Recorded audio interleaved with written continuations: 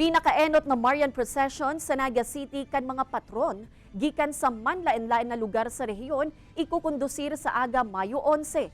Mga otoridad puspusan na ang paggaandam para sa mangyayaring aktibidad. Uyan istorya ni Chris Novello.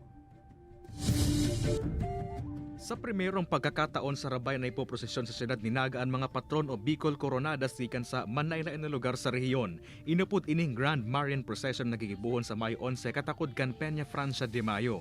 Sangunyan agarabutan naman sa siyudad ang nagkapirang imahen.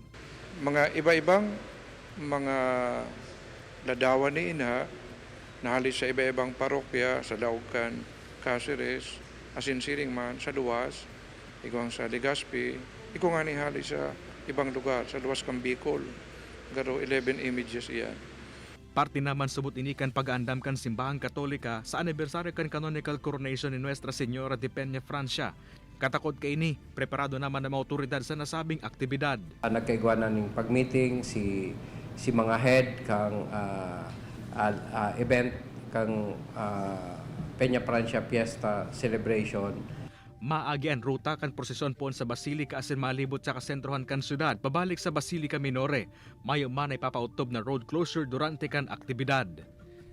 Kay banan si Carlo Abonita, Chris Novello, Balitang Bicolandia.